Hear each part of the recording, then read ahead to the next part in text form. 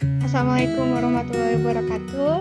Perkenalkan, nama saya Aprilia Yuhandayani dari Universitas Indraprasta PGRI Halo Jakarta. semuanya, di sini kita akan membahas tentang demokrasi liberal di Indonesia, yaitu pada tahun 1950 sampai dengan 1959. Demokrasi liberal berasal dari kata demokrasi dan liberal. Demokrasi berasal dari kata bahasa Yunani, yaitu demos dan kratos. Demos yang artinya rakyat, kratos yang artinya pemerintahan. Jadi, demokrasi adalah sebuah pemerintahan yang berdasarkan kekuasaan pada rakyat. Sedangkan liberal berasal kata dari liberty yang artinya kebebasan. Jadi, demokrasi liberal dapat diartikan sebagai demokrasi yang memberikan kebebasan kepada rakyat. Demokrasi liberal tidak terlepas dari perjanjian antara Indonesia dengan Belanda, di mana pada tanggal 27 Desember 1949, Indonesia menandatangani dengan Belanda yaitu Konferensi Meja Bundar. Dari hasil Konferensi Meja Bundar, disepakati bahwa Indonesia berbentuk KRIS atau Republik Indonesia Serikat yang membagi 7 bagian. Namun masa berlaku bentuk negara KRIS ini tidak bertahan lama karena rakyat Indonesia mengetahui bahwa hal ini merupakan taktik Belanda untuk memecah belah bangsa Indonesia. Hal ini pula tidak sesuai dengan cita-cita bangsa Indonesia. Karena desakan dari rakyat Indonesia yang ingin mengembalikan Indonesia menjadi negara kesatuan, maka tidak sampai 1 tahun RIS terbentuk, lebih tepatnya pada tanggal 17 Agustus 1950, Indonesia kembali menjadi negara kesatuan NKRI. Dalam demokrasi liberal, Indonesia mengalami 7 kali pergantian kabinet. Yang pertama, Kabinet Natsir yang berkuasa pada tanggal 7 September 1950 sampai dengan 21 Maret 1951. Jatuhnya Kabinet Natsir dikarenakan kegagalan dalam menyelesaikan masalah Irian Barat dan adanya mosi tidak percaya dari PNI yang menyangkut pencabutan PP nomor 39 tahun 1950 tentang pemilihan lembaga perwakilan daerah. Lembaga-lembaga perwakilan daerah yang sudah dibentuk atas dasar peraturan pemerintah nomor 39 tahun 1950 oleh Kabinet Hatta supaya diganti dengan undang-undang yang baru yang lebih demokratis, karena dalam PP nomor 39 dalam menentukan pemilihan dilakukan secara bertingkat. Berdasarkan pemungutan suara di parlemen, mosi Hadikusumo mendapat dukungan dari parlemen. Hal ini menyebabkan Menteri Dalam Negeri mengundurkan diri. Kondisi ini menyebabkan Natsir menyerahkan mandatnya kepada Soekarno pada 21 Maret 1951.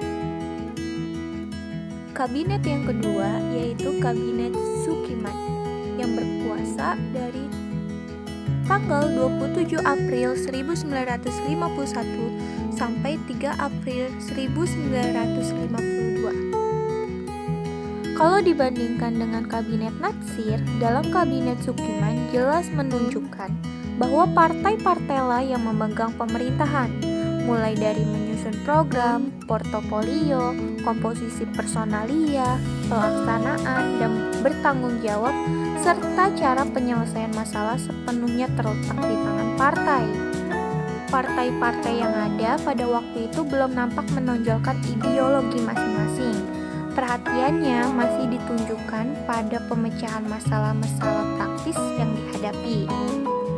Dan jatuhnya Kabinet Sukiman ini ditandai dengan penandatanganan kerjasama Menteri Luar Negeri Ahmad Subarjo dan Duta Besar Amerika Serikat. Hal ini berawal dari nota jawaban yang diberikan Subarjo terhadap Cochrane yang berisi pernyataan bahwa Indonesia bersedia menerima bantuan dari Amerika Serikat berdasarkan syarat-syarat yang ditentukan dalam MSA atau Perjanjian Mutual Security Art. Tindakan Soebardjo ini dianggap sebagai suatu langkah kebijaksanaan politik luar negeri yang dapat memasukkan Indonesia ke dalam lingkungan strategi Amerika Serikat sehingga menyimpang dari asas politik luar negeri bebas aktif. Akhirnya, dengan didahului pengunduran diri Ahmad Soebardjo selaku Menteri Luar Negeri, Sukiman pun kemudian menyerahkan mandatnya kepada Presiden Soekarno pada 23 Februari 1952.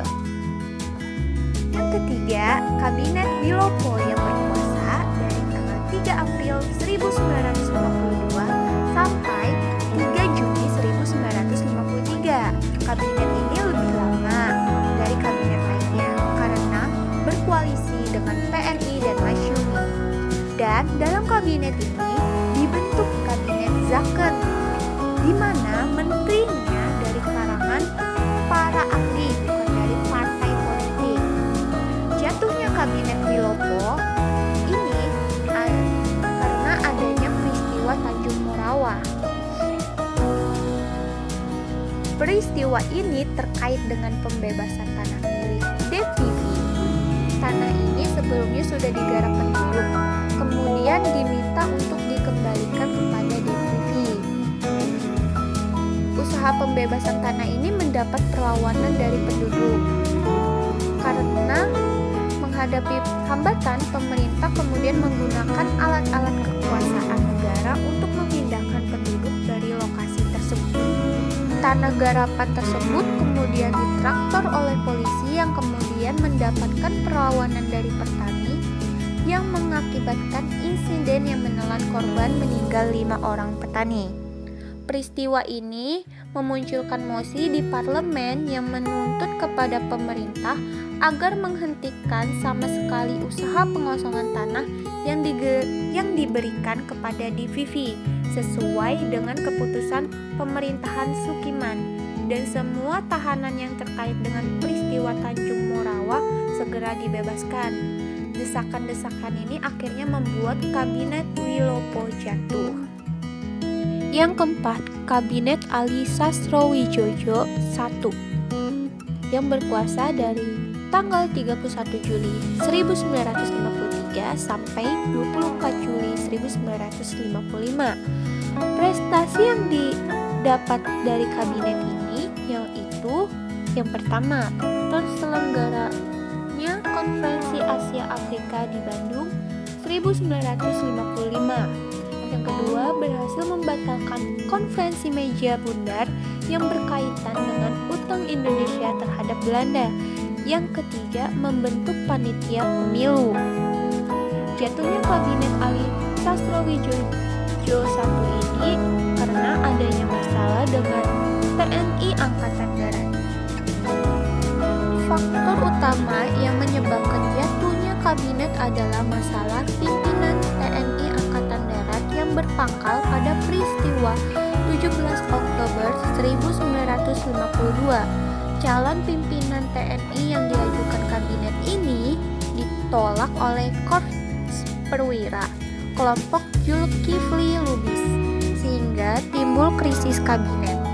Menghadapi persoalan dalam tubuh TNI Angkatan Darat, parlemen mengajukan mosi tidak percaya terhadap Menteri Pertahanan. Sebagai dampak dari mosi tersebut, fraksi progresif dalam parlemen menarik Iwakusuma Sumantri dari jabatan sebagai Menteri Pertahanan pada 12 Juli 1955. Tidak lama berselang setelah itu, kabinet akhirnya menyerahkan mandatnya kepada Presiden Soekarno pada 24 Juli 1955. Yang kelima yaitu Kabinet Burhanuddin Harahap yang berkuasa pada tanggal 12 Agustus 1955 sampai 3 Maret 1956. Prestasi yang didapat dari Kabinet Burhanuddin ini diantaranya dapat menyelesaikan konflik TNI Angkatan Darat dan dapat menyelenggarakan pemilu pertama di Indonesia pada tahun 1955 untuk memilih anggota DPRD dan Dewan Konstituante. Jatuhnya kabinet Burhanuddin ini bukan karena dijatuhkan atau mengundurkan diri, namun karena tugasnya sudah selesai. Yang keenam yaitu Kabinet Ali Sastrowijoyo II yang berkuasa pada tanggal 20 Maret 1956 sampai 4 Maret 1957. Kabinet ini berkoalisi dengan Partai PNI, Masyumi, dan NU. Dalam kabinet ini, Ali dianggap tidak tegas dalam menghadapi gerakan separatis di berbagai daerah. Sikap Ali inilah yang membuat NU dan Masyumi keluar, yang menimbulkan keretakan dalam kabinet. Yang ketujuh yaitu Kabinet Juanda atau Kabinet Karya yang berkuasa dari tanggal 9 April 1957 sampai 5 Juli 1959. Kabinet ini dari jajaran para ahli, bukan dari para menteri.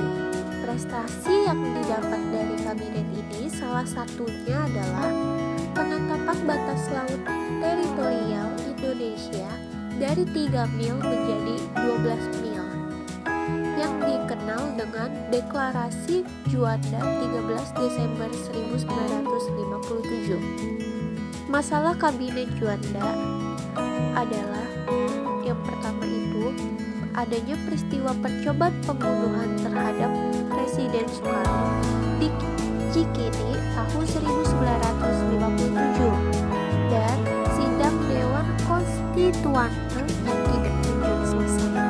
Mungkin itu saja materi yang dapat saya sampaikan. Kurang lebihnya mohon maaf. Wassalamualaikum warahmatullahi wabarakatuh.